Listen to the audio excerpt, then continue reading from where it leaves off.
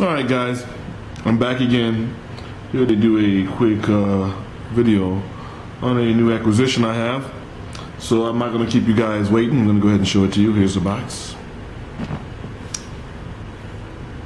FNS-40.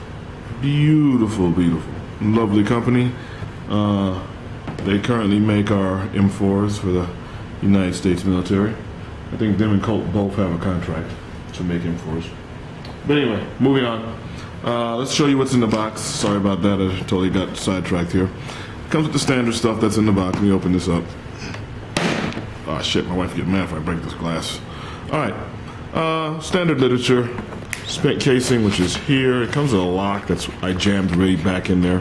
Don't feel like pulling that back out. I'll get that back in there. Who fucking cares? Let's just leave it alone. Alright, comes with a standard literature. Comes with two, actually correction, it comes with 3 magazines. The other magazines in the gun. And it comes with a detachable back strap. Right now I have the small one on. I hate the large fat ones.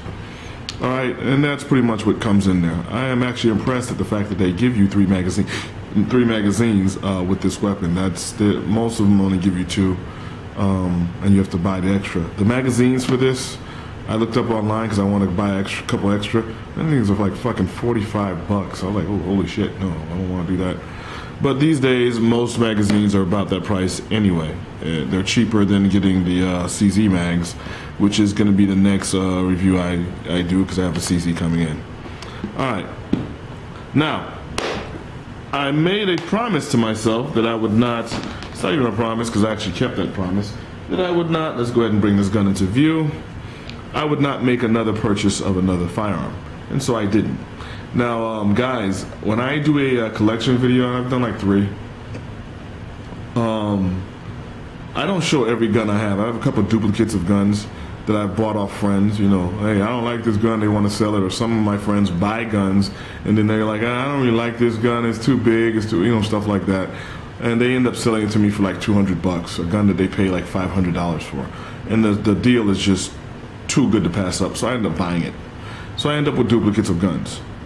And I'm looking around and I have like 6 or 7 guns that are duplicates of guns that I already have. And I'm thinking to myself, you know, it's about time I started getting or diversifying my collection.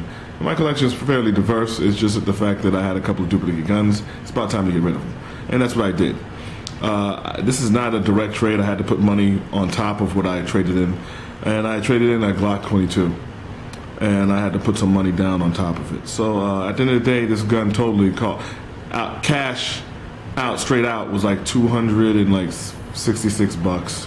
I'll tell you right now, guys, do not turn in a trade, not into a gun store, because you don't get your full price for it. It's better to sell the gun. I mean, most of you guys who probably would already know this. This is the first time I've actually done that. So I walked in there, I was like, oh fuck. And I actually did that with 2 guns. There's going to be another gun. I'm going to do another review of another gun. I just haven't fired it yet, which is why I haven't. Alright, moving on. Sorry about that, guys.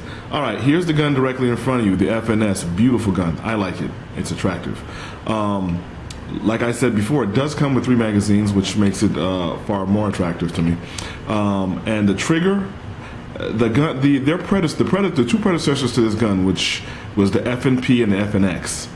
Their triggers to me weren't as good as the trigger on this one. This one feels nice and good. Being that I'm only doing this one-handed, it's going to be very hard for me to demonstrate that for you. I should have left it cocked, but I didn't. When you feel the trigger, it breaks exactly. You know exactly where it's going to break. And like I said, I fired it, and when you pull that trigger right, there's a little take-up. So you take up a little of that slack. That doesn't bother me. Some people, it bothers them. I like a little bit of take up. I take it up, and right when you feel the tension, as soon as you give a little bit more, it goes off. I like it. And when I say a little bit, it's not very much. I don't know what the poundage is on the trigger. I'm guessing maybe 5 pounds at most, 5-6 pounds. I have no idea. I haven't looked it up. I couldn't tell you. All right. Everything else on the gun is pretty much functional. It comes with something I don't like, which is a safety. The safety is ambi. It's an ambidextrous safety. Same thing with the slide release. It's also having no brain fart there, or slip of the tongue. It's also ambidextrous, and so is the magazine release. It's on both sides. The only thing that is not on both sides is the takedown lever. That's the only thing. Now, the stippling on this gun, as you can see, on the strap, or on the grip, It's fairly aggressive, but it's not so aggressive to where it hurts my hands, where it feels like that sandpaper. Some people like that skateboard type sandpaper feeling. I hate it. I'm not a guy with soft hands by any means. It just really hurts my hands when I shoot. It like really digs in, and I don't like that. I don't have palms that really sweat, so I don't need anything to really grip onto like that. But some people like it because, like they said, if your hands were bloody or anything like that, I don't imagine my hands getting bloody, but you never know. So I can understand why they might like it. I don't. The gun is great. I happen to buy mine. I like buying most of my weapons with night sights, just in case I choose to carry it. And this one does come with night sights. Like I said, total amount that I actually paid for the gun, or how much it cost me, was $400. Like I think it was like a little over $400. No, correction, actually a lot over $400. $486. There it is. And I think looking here, yeah. Oh, the night sights cost me a little extra. Okay, so with the night sights and the night sights here, it says $25 extra for night sights. Who cares? Whatever. But outside of that, guys, I like the gun. Like I said, the predecessor to this gun, which was the FNX, it was a great gun. It actually, the dimensions, in my opinion, I don't have an FNX, that were pretty much the same. It looked relatively the same to this gun that I have in front of me right now. The only difference is this one's striker fired, and the FNX was a hammer fired. Now, I felt the trigger on the FNX. It's nowhere near as good as this one. Not to mention, they've actually copied. I'm not gonna say copied. I'm gonna say they actually have the same system that Smith & Wesson have with the two-part trigger there. So pretty much you can't pull it from here. I'm sorry if you see me pointing in the wrong direction, guys. I'm doing this through the viewfinder and I can't really see it. And you can see that two-part trigger there. Now theirs feels better than the Smith & Wesson. Once again, I'm having problems getting that out.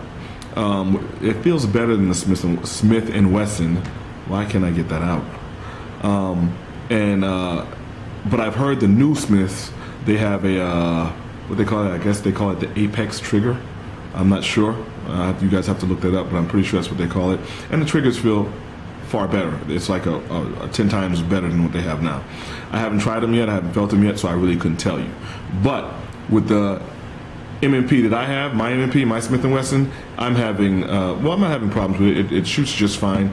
I just don't like the trigger. That's the only thing. Now, the ergonomics behind the Smith & Wesson, I love. And I love the ergonomics on this. You can get a nice high choke on that gun there. You can choke it nice and high. The beaver tail at the back prevents that muzzle from flying up too high. It feels good. It's not too bulky or big on your hands. Like I said, I do have the small back strap on there, so I'm able to get a good purchase. I don't have little hands by any stretch of the imagination, but I'd like to say average, but they are a little larger than average. So I get a good purchase on it. But overall, the gun shoots well. It holds 14 in the mag, 1 in the hole, so 15 rounds. This is a 40. This is the FNS-40, and they have the FNS-9. I don't know if they're coming out with an FNS-357 or anything like that. But if I'm right, they're probably not. And if they keep in line to what they've done before, it'll probably be FNS-9, FNS-40, and then if they decide to come out with a 45, they may. I have no idea. But this is my new FNS. I love it. This is a beautiful weapon. I'm happy with it. I have fired it, and I'm actually considering carrying it. Outside of the fact that it has as a safety, and I don't like safeties too much, and it really the only reason I don't like it, it's just another manual of arms that I have to learn. And being that my very first gun was a Glock, I was kind of spoiled on not having to have to learn that. And so just pretty much it's laziness. It's not really that I can say I hate safeties. It's just that I'm not used to them. All right, guys, I don't want to hold you up too long. This is my new FNS from FN Hurstel. Thank you, guys.